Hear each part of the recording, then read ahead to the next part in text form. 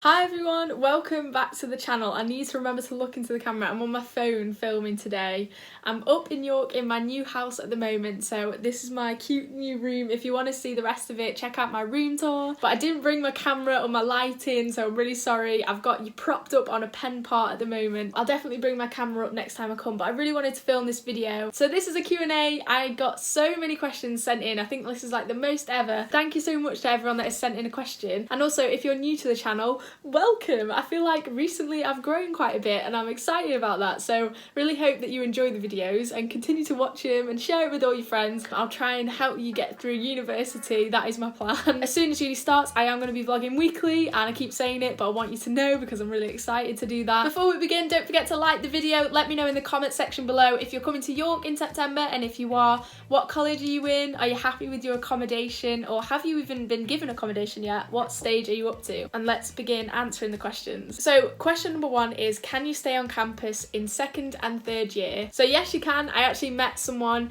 that was in their third year and they were in a house, I think they were in a house with freshers. So it's really just whatever your preference is, and if you find a nice group of people to live with, then a lot of people, yeah, they do go and move into a separate house. But if you just fancy staying on campus, then you are definitely welcome to at the university. I'm pretty sure there's also a little system where you can pick people to live with in university if you do choose to stay in your second and third year. So that way you're not just living in a room on campus with younger people. I'm pretty sure you can also have the option to choose to live with certain people. So if like a group of you decided you want to stay on campus, you can. The next question was, are there many sports socials? Now I'm part of the University of York's football team.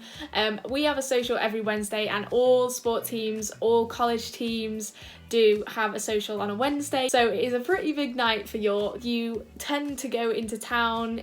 Salvos is the club night on a Wednesday. I'm not sure what it's going to be like with COVID this year, but yeah, there are a lot of sports socials every week, and it's a really nice way to mix with the team, and it's probably my favourite night of the week. So this was asked a couple of times, what happens on move-in day? Now I'm going to do a full video on my move-in day experience at the University of York, just because I think it would be really helpful. Like, I really wish that I'd watched a video on exactly what it would be like, because it does create a bit of nerves because you don't know what it's going to be like. So I wanted to calm your nerves, let you know what it was like on my day, and if there's any information I know on how it might change in terms of COVID, I will let you know in a video that will come up soon. So keep your eyes out for that. How long is it between campuses? So I lived on campus East and I studied on campus West. It was about 20-minute walk, and I actually didn't mind walking at all, especially when it was nice weather. It is quite a nice walk. It's really not that long, but there's also buses that are very frequent that run between campuses, and that can take, in the mornings, maybe about 10 minutes because there is a little bit of traffic, but you know, it shortens the journey by quite a lot. Let me know in the comments where you're living in terms of your study, because I think this is something a lot of people think about when choosing accommodation. Personally, I like that Constantine was separate to where I studied. Let me know if you preferred your accommodation to be separate to your study, or if you wanted it to be the same place so you could just roll out of bed. So I know that this year at Freshers it's going to be a little bit different with COVID, like the clubs aren't open yet. There is some things I do know about Freshers Week. So the university have come up with some events that they're going to do outside. So they're planning on having venues on campus, and one of them is called Vanbrugh Forest, and I've seen what it's supposed to be looking like when it's finished, and it's going to have like canopies and like fairy lights, so it looks dead cute. Someone has asked, have I seen Vanbrugh Forest and is it any good? It's actually in the process of being built at the moment. I haven't been able to see it, but if I am in York when it is up and running, I will definitely go check it out and put it on my Instagram or something so that you can see what it looks like. So this question is something I always want to talk about when talking about uni videos.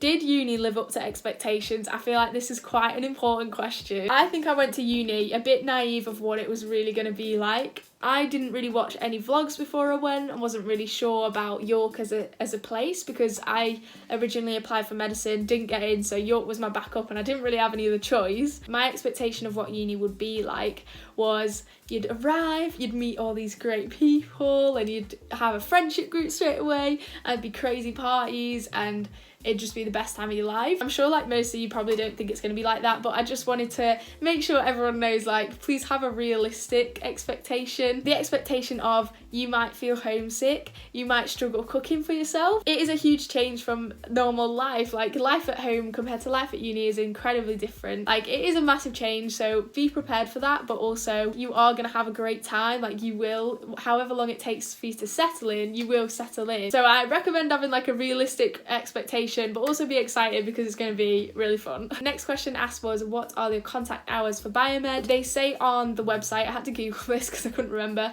it was about 25 hours a week.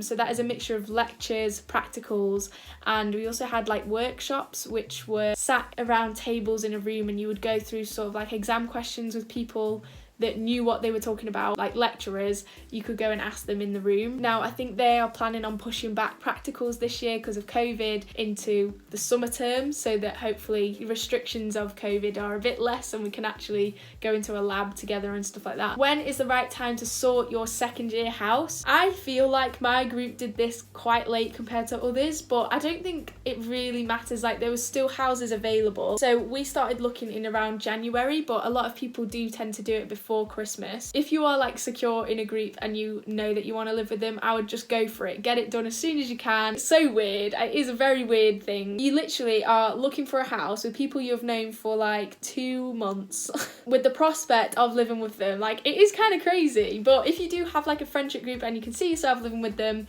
go and do it before Christmas, I would say. But also do not stress at all if you're still looking in like March, April, because I know of people that have even got a house in May when they were looking. Is it cold in York? Yes. This is up north. This is more north than I live because I'm around like the Manchester sort of area normally. It is quite cold up here. Like, it's cold in Manchester, but then I just feel like there's more wintry days in York. There was times where we would travel into a lecture and it was freezing and raining, and that is kind of gross. Next thing asked was, how is it having a boyfriend at uni?